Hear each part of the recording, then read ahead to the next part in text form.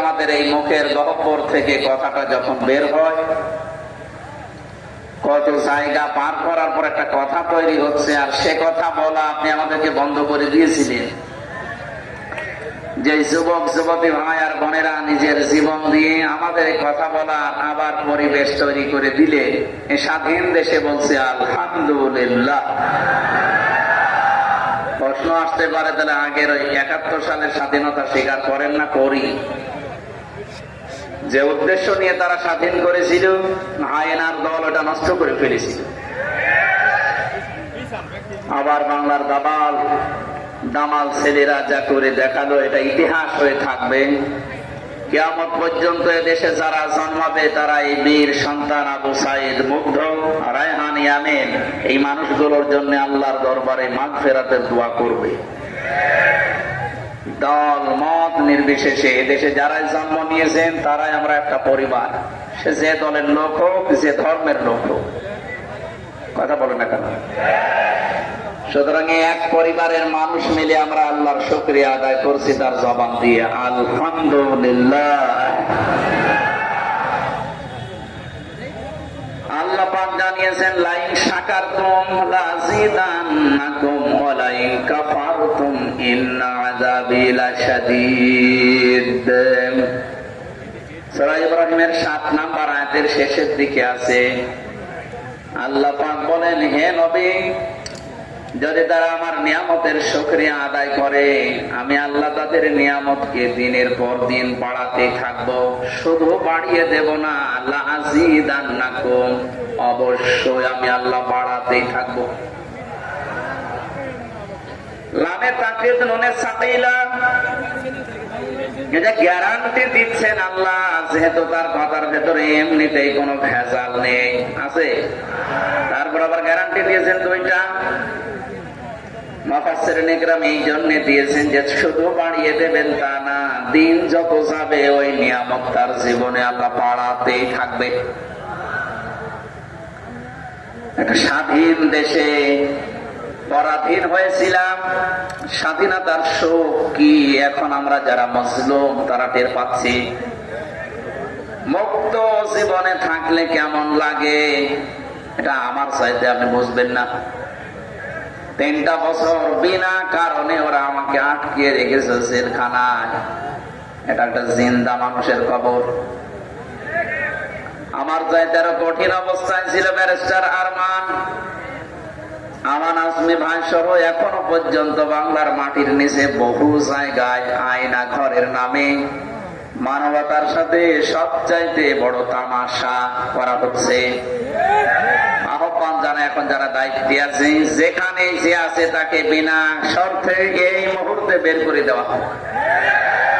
কত বড় মানবতা বিরোধী অপরাধ!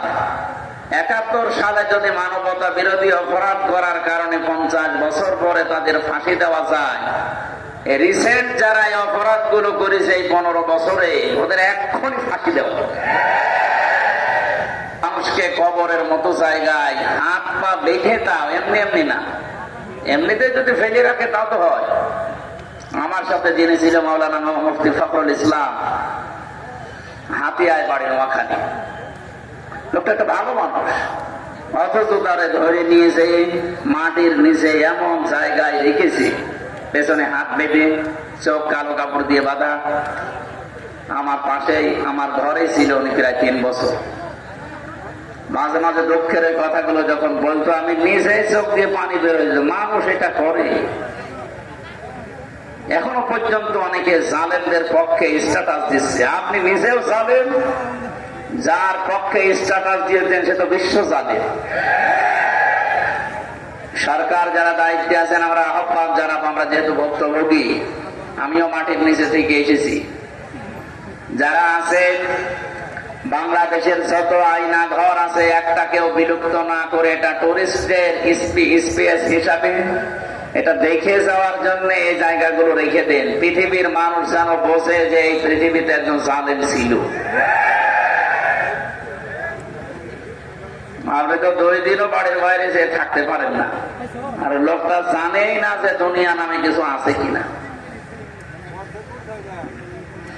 ব্রিগেডিয়ার জেনারেল এত বড় বিচক্ষণ একটা লোক বের হওয়ার পরে আমান আজমি কি কান্নাকাটি করছিল না যে আমি আলো দেখতে পাইনি 10-12 বছর, আলো কি আমি জানি না। এদেরকে আল্লাহ মাফ করবে বলে আমার তো মনে হয় না, কারণ কোরআনে কারিমে আছে আল্লাহু লা ইয়াহদিল কওমাজ যালিমিন, জালেমদের আমি আল্লাহ পথ দেখাই না, হেদায়েত দেই না। এই জন্য জালেমরা যা করেছে ওদের দুনিয়াও শেষ, আখিরাতও শেষ। দুনিয়া তো শেষ করেছে, কারণ জালেমদের এখন কেউ মায়ার নজরে দেখছে। এই যে কালামানিকের যে অবস্থা, একটা বিচারপতি গলার ভেতরে গামছা দিয়ে কলার ধরে মনে হচ্ছে যে কি পেয়েছে, আসলে তো কি পেয়েছে, কে যেন লিখেছে ভারত থেকে একটা মাগুর মাছ ভেসে এসেছে। শয়তান আলেমদের সাথে যা করেছে, ও লিস্ট করেছিল আলেমদের 116 জনের নাম নিয়ে, মন মতো আমার নামও ঢুকিয়েছে। আমি জেলখানায় বসে পেপারে দেখলাম যে আমার নাম আছে। এখন এই জালেমদের 116 জনের টার্গেট এবং তালিকা করা দরকার, আর বাংলার জনগণের হাতে দেওয়া দরকার যে নে যা করবি কর। ওরা যেমন কিল ঘষে দিয়ে ওর শুনলাম যে অন্য পশু উড়িয়ে গেছে, উড়ি যাওয়াই দরকার, কারণ ও দিয়ে করবে কি? ওই শয়তানের সাথে যে সংসার করেছি সেও মরেছে, তার রুচি নিয়েছে কি করে ওর বিছানায় থাকতে। একটা মানুষ, মানুষ নামে একটা কলঙ্ক,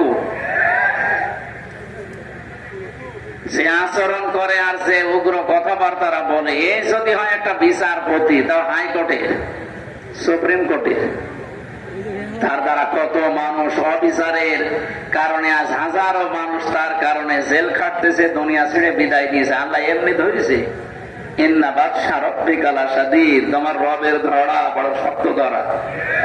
এমনিতে আমি কাউকে ধরি না, যদি একবার ধরি ওরে বাপ বলার সময় দেই না।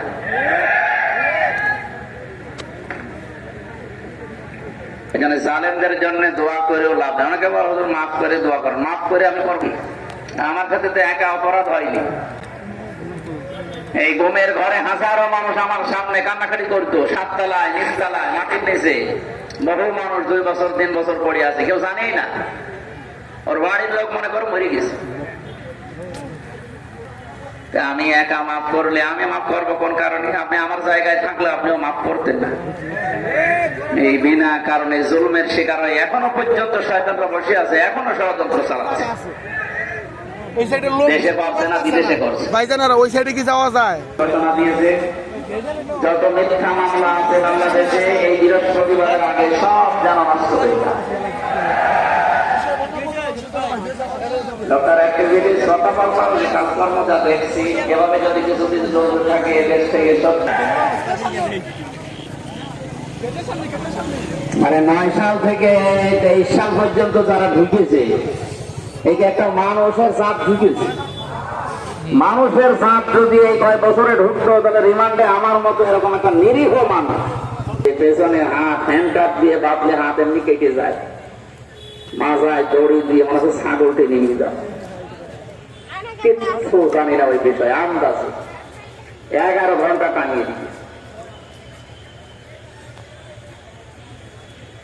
কতগুলো কষ্ট ভেতরে থাকলে কথাগুলো বের হয় বলেন।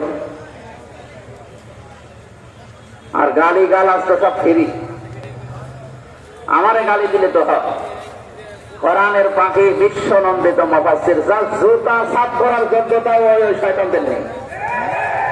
তার মা মাতালি তুলে কি গালি দিত।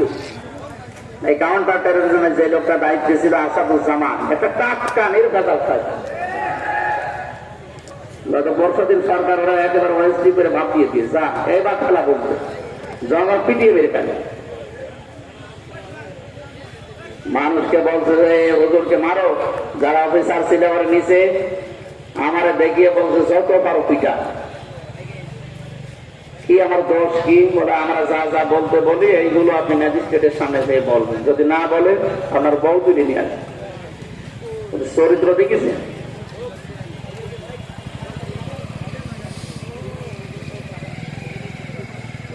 হেদায়েত কামনা করবো না ওদের, কারণ ওদের হেদায়েত আল্লাহ দেবে না।